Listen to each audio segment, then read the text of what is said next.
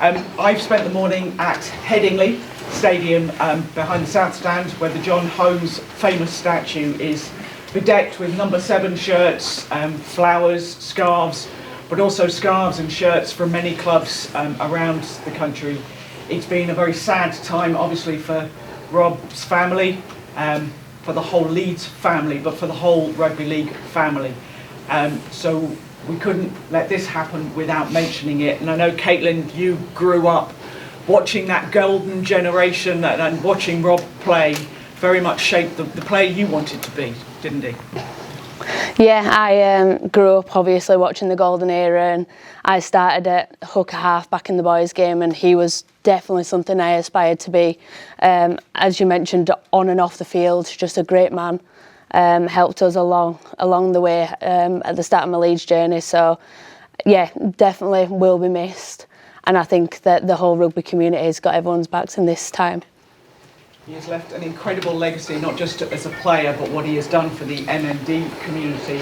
And Rugby League will pay tribute on Saturday. To tell us a bit more about that, please welcome the Managing Director of Rugby League Commercials, Rodri Jones.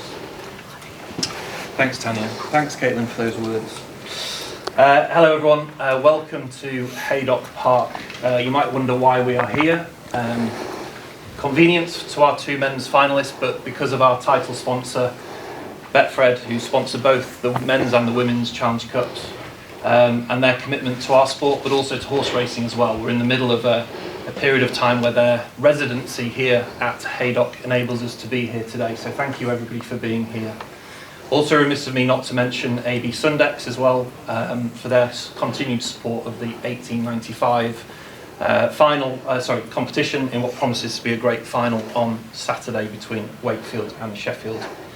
As Tanya said, it would be remiss not to touch on the news that came out last night regarding Rob. Saturday does provide us with an opportunity to celebrate his life for everyone at the stadium, but also the BBC television audience as well. All 8 competing teams will show their respect for Rob and their support for the battle he championed against motor neurone disease. We're just finaling plans over the next 24 hours, more of which will come out on Wednesday. But we can confirm that there'll be a minute's silence as part of the pre-match ceremonies before each of the 2 Betfred Challenge Cup finals. And we will ask everyone in the stadium to join a minute's applause after 7 minutes of each of the 4 finals being played on the day, starting with the Inspire Sport Champions Schools final at 10 a.m.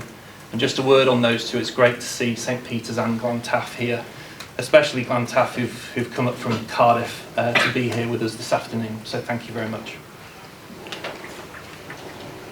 Rodri, thank you. So to look ahead to those finals, let's start with the 1895 Cup. And Anthony Thackeray, you were the man of the match in the inaugural 1895 Cup final. What was it like as an occasion for the club? It was mega. Obviously, it was a real special event. It was one, obviously, as you just mentioned, it was the first year it was running, so we didn't know what to expect really, but I think it's been said before, it was one of the best weekends of my life, so yeah, it was mega. And how excited to be back there again? Yeah, it's massive for the club.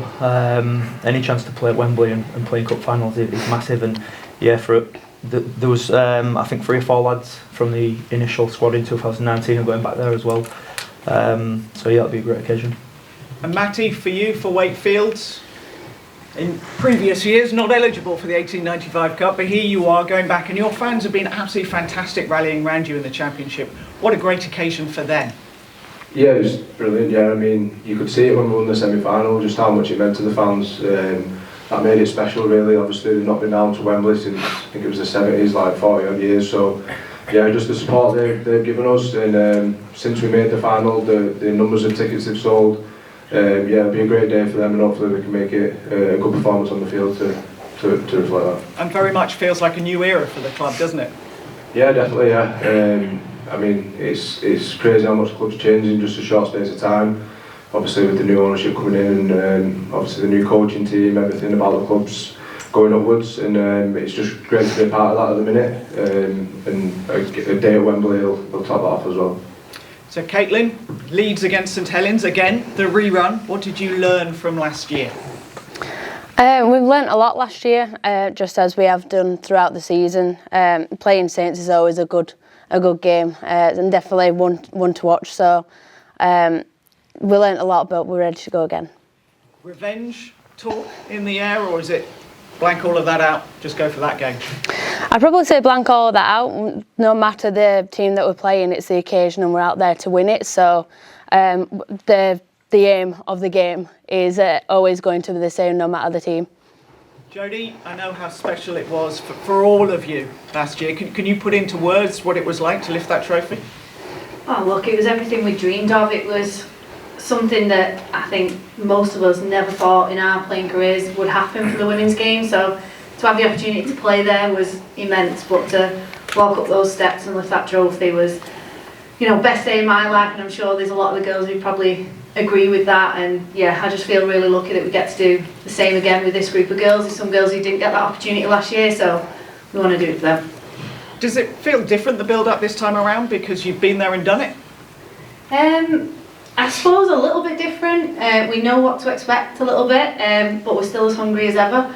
We still want to make sure that we come out on the right side of the result, and we know we've got a really tough lead side who are probably even better than they were last year. So yeah, it feels a little bit different, but still just as exciting. I think we can enjoy it maybe a little bit more because there's maybe slightly less pressure on it not being the first one, but yeah, still really exciting.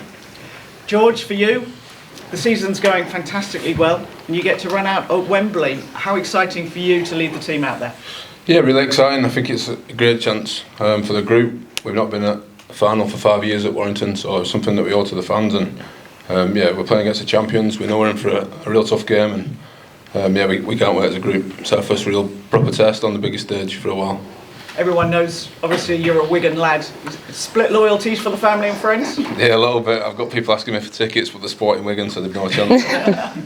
But no, joking aside, like I say, I've got from Wigan, talked to everyone around the town, they're all sporting Wigan, but I've definitely got my Warrington hat on, and we're hoping to perform on the weekend. And Liam, for you, you've played both, obviously, at Wembley, and one with Wigan, and played one at Spurs a couple of years ago. Does it feel different to be going back to Wembley?